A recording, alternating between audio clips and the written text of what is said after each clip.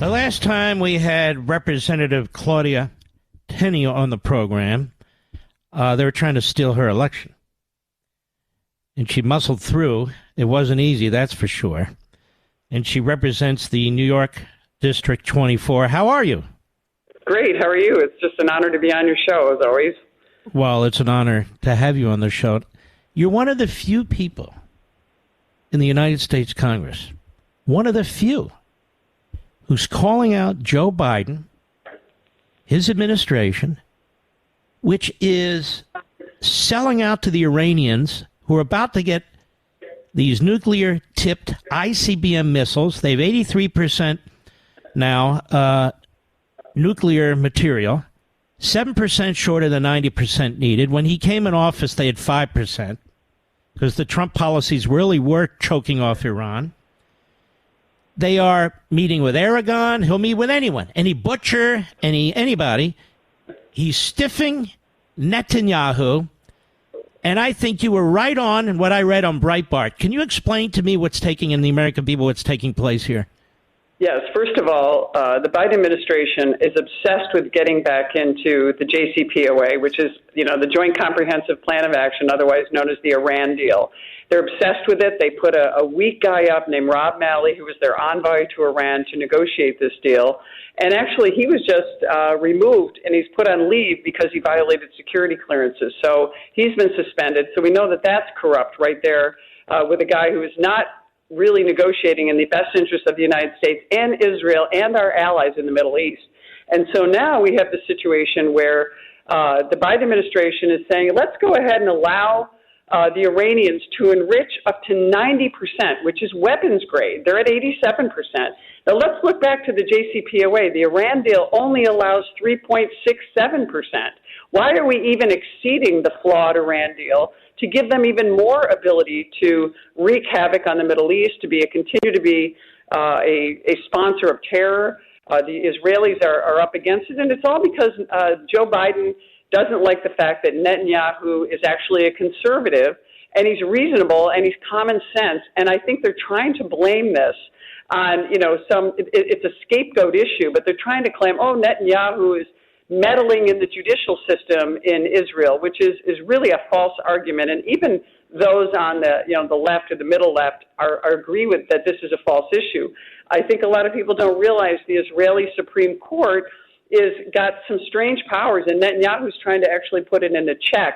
He made some really important reforms. So instead of having bureaucrats hire bureaucrats to be on the court, he said that elected officials, people accountable to the governance of the people, have to be the ones putting people on the court. And these are common sense, good reforms that resemble something like what we have, because there is no real constitution in Israel. They have what they call the Basic Law. So all the good things that Netanyahu is trying to do, Biden is undermining, and especially using this Iran deal. And I think that we are coming into a dangerous space where we do not have good negotiations. We have John Kerry and other phonies out there that are really harming the best interests of the United States on this really scary situation in the Middle East, which is so important to our nation and to the security of Israel, our best ally there. I think Biden is surrounded with these Obama types who hate the state of Israel. Let's just be honest, who hate Netanyahu, who love the Quislings on the left in Israel, and these phony front groups in our country like J Street and so forth. Netanyahu's elected. He's got a coalition that was elected. He's the longest-serving prime minister in their history. And we went back and looked, Claudia, and we see that throughout the time that he's been prime minister earlier and now, Joe Biden has called him and his government's extreme in every instance. He called Menachem Begin extreme. We're dealing with a truly stupid but nasty man in the White House, surrounded by ideologues. Under his watch, Iran's going to have nuclear weapons. Israel's probably going to have to go to war. Do you think they'll have the backing of the Biden Pentagon? Absolutely not. And I got to be honest with you. I just recently penned a letter with my colleague, a Democrat, Josh Gottheimer, asking the leaders of the United Kingdom, France, and Germany to initiate the snapback sanctions that were ironically were in the Iran deal, but they were also codified in the United Nations Security Council resolution so that we could prevent them from having these. This expires in October. If we could get them to initiate the snapback sanctions, we could have some hedge based on the weakness of the Biden administration. So that's something that we've been working on. I also we're dealing with the National Defense Authorization Act right now. We're voting on this all this week in Congress, and I put in a number of resolutions dealing with Iran and Israel and other things to protect our interests there. One thing I put in the NDAA back in 2021 that was has been disregarded is the Iranian Revolutionary Guard Corps. We haven't reported on their status. And so I went ahead and did my own report using open sources, and yet the Biden administration refuses to provide any kind of transparency on that as required by law, and it was passed into law, under a Democrat rule at the time. So we have a really weak administration, a very dangerous administration, as you say, and not only is Joe Biden, I'm glad you said it, not only is Joe Biden, I think, incompetent on foreign policy issues, he's a mean person. He's not a good person. His legacy reflects that. He's not the kind of person we should have as the President of the United States with any gravitas, with any real understanding of what needs to be done to protect this nation. He has no courage. His instincts are all just political hackery. And I think that's what makes me most nervous as an American citizen and the way that our foreign affairs are being portrayed around the world. I mean, this is a dangerous situation for us. And this Iran deal is extremely important. And them trying to get back in and make this terrible deal again. And once Iran becomes enriched, there's no turning back. I mean, their mission is to destroy Israel. Mm-hmm. And by the way, they don't talk exactly friendly to us, do they? No. Well, of course, the Iranians, I mean, look, Joe Biden is so weak and so busy sabotaging the Saudis. I mean, they're far from perfect. They have their own problems. But, they engaged, the Saudis engaged with Iran and China. Claudia Tenney is a great representative from the 24th District of New York. They almost stole that election from her, count after count after count. We've seen that before. I have some other questions for you.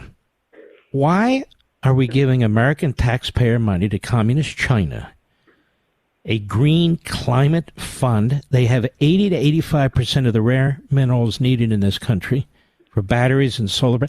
Why is this administration giving money to communist China that has no intention of complying with any green anything?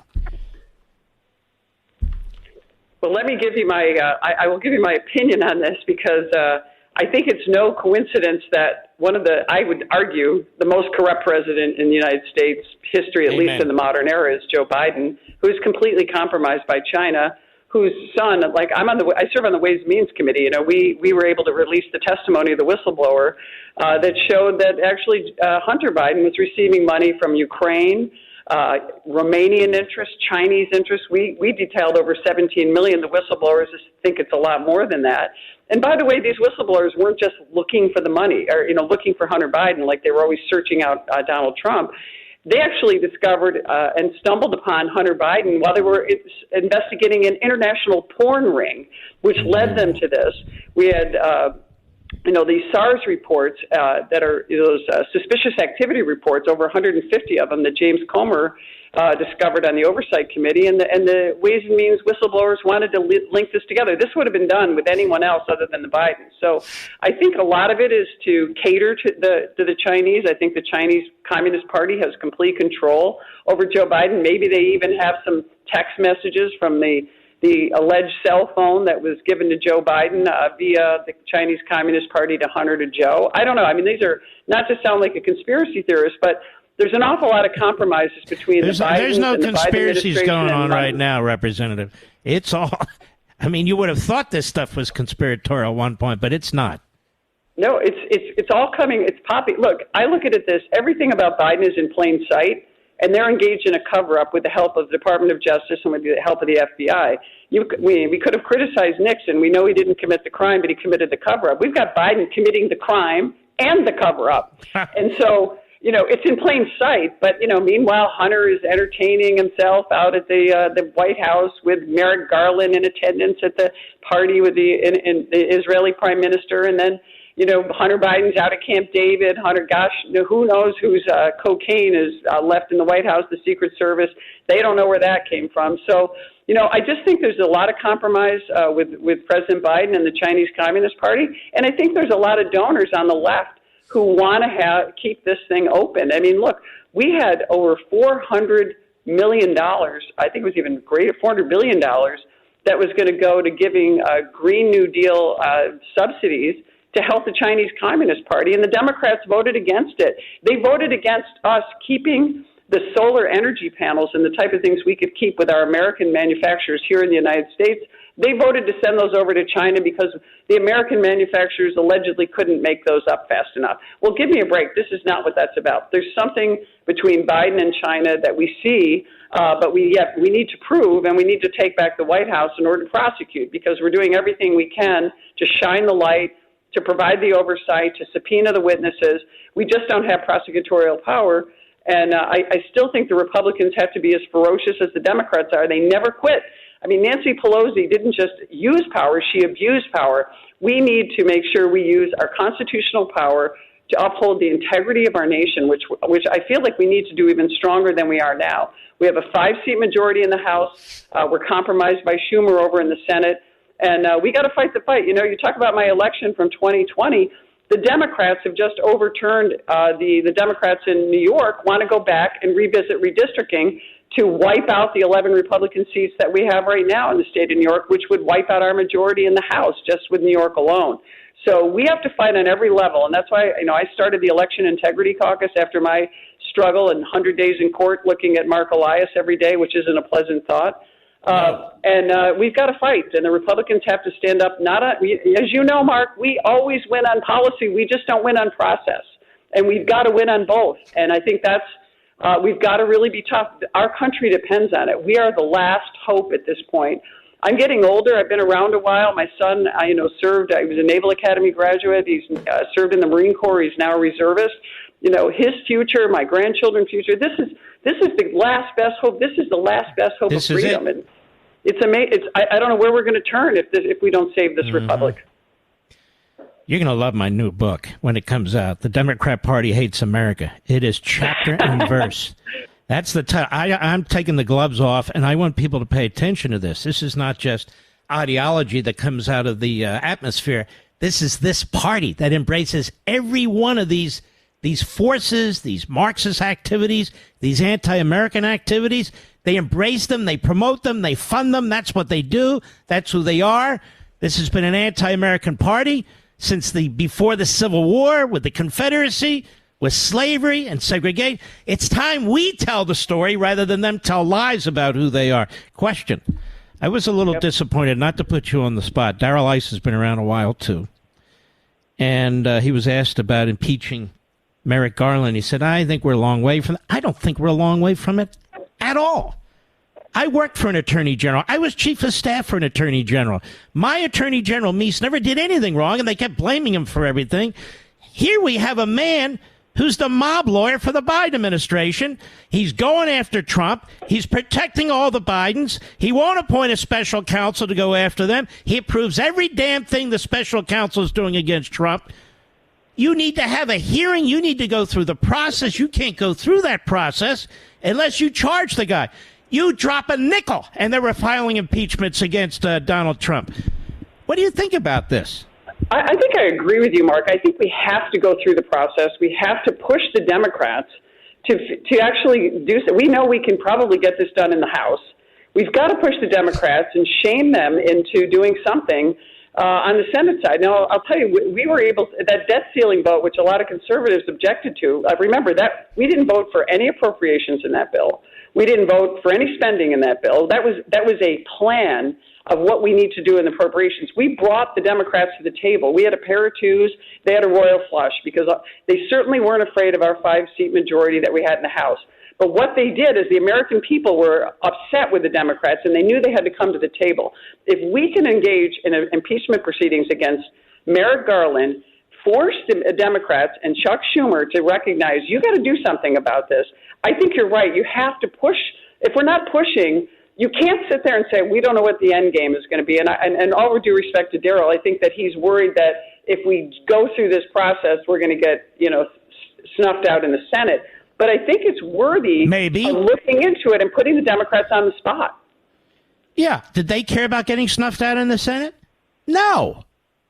The whole point of an impeachment now is to get information. Exactly. On a daily basis, stay focused on the corruption. And in my view, if this attorney general isn't a mob lawyer, we've never seen one before, effectively. And if you're not going to at least have a hearing or hearings, an investigation here, then when will you? Do you actually have to find an attorney general with bags of bank money in his hands? Is that what it takes? Although we can't even...